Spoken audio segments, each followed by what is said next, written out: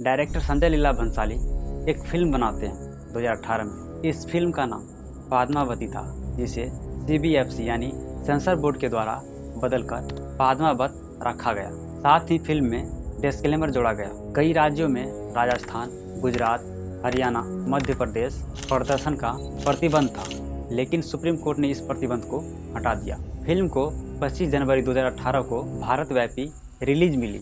अब आप सोचते होंगे कि मैं इस फिल्म की बात क्यों कर रहा हूँ, तो चलिए आज हम बात करते हैं इस फिल्म की नहीं, जिस पे ये फिल्म बनी है उसकी रियल स्टोरी।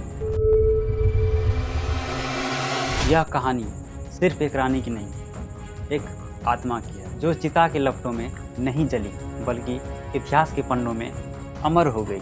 यह कहानी है महारानी पद्मावती की, सुंदरता जिसकी पहचान थी पर आत्मसम्मान उसकी असली शक्ति। एक ऐसी रानी जिसने अपने राज्य से पहले अपने स्वाभिमान को चुना। तो चलिए जानते हैं क्या सत्य है और क्या मिथ आज की इस वीडियो में।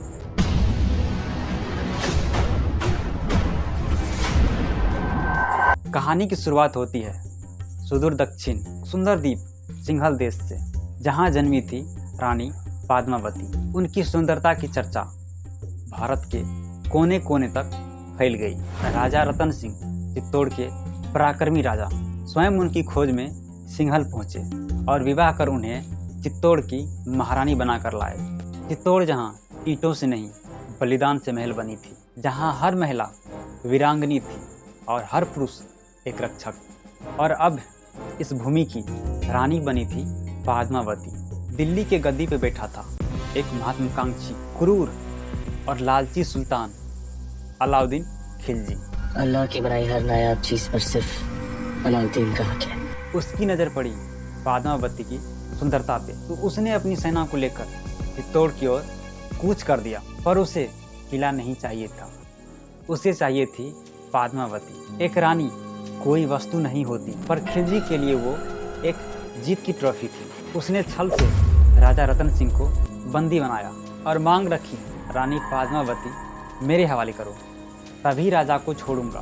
क्या रानी झुक गई? नहीं, क्योंकि चित्तौड़ की रानियां मर सकती है पर समर्पण नहीं करती। चित्तौड़ की दीवारों के भीतर एक फैसला हो चुका था। राजा रतन सिंह की मृत्यु हो चुकी थी, अब खिलजी का आक्रमण तय था। लेकिन उससे पहले रानी पद्मावती ने चुना जौहर। एक ऐसा अग्निकुंड तैयार किया गया जहां 16,000 राजपूत स्त्रियों ने एक साथ आत्मगौरव की रक्षा के लिए अपने जीवन की आहुति दी। रानी पद्मावती सबसे आगे थी, सिर ऊंचा था, चेहरा शांत, आत्मा तेजस्वी।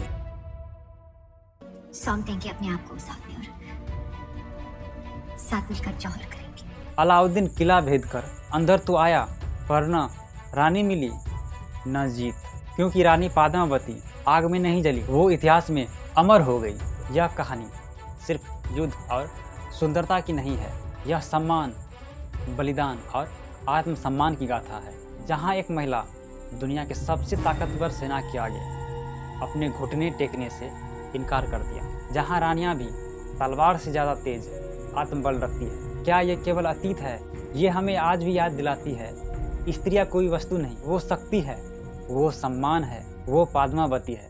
अब बात करते हैं वैज्ञानिक और ऐतिहासिक जांच की। क्या महारानी पद्मावती सच में इतिहास का हिस्सा थी या फिर सिर्फ एक कल्पना किरदार?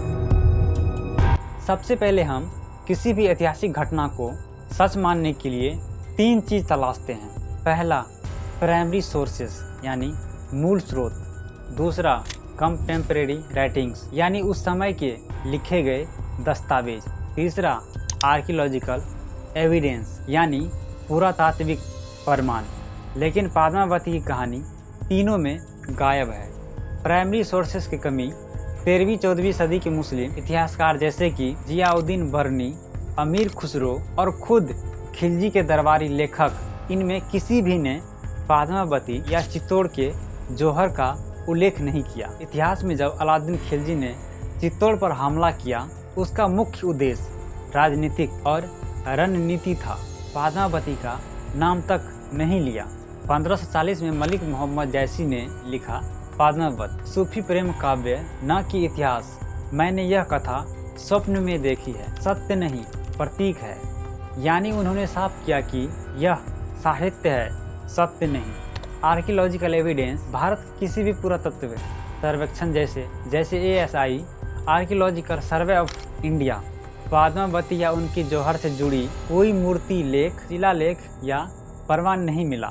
चित्तौड़गढ़ का किला जौहर स्थलों के लिए प्रसिद्ध है, लेकिन वहाँ भी कहीं पद्मावती का सीधा प्रमाण नहीं है। प्रोफेसर इरफान हबीब AMU, रोमिला थापर और रजनी पामदत्त जैसे कई इतिहासकार मानते हैं पद्मावती एक काव्यात्मक पात्र है, इतिहास नहीं। इतिहास और विज्ञान का आधार होता है प्रमाण, और जब प्रमाण नहीं तो इतिहास नहीं।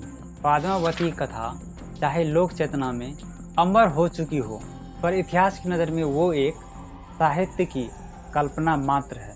परंतु दोस्तों, मेरे राय में ये कहानी सत्य हो या असत्य, लेकिन नारियों को इस कहानी से मोटिवेशन मिलती है, यही सबसे बड़ी बात है। ऐसे ही कहानियों में अगर आप इंटरेस्टेड हो, इंडस वैली सिविलाइजेशन वाला ये वीडियो क्लिक करके देख सकते हैं। बहुत बहुत धन्यवाद।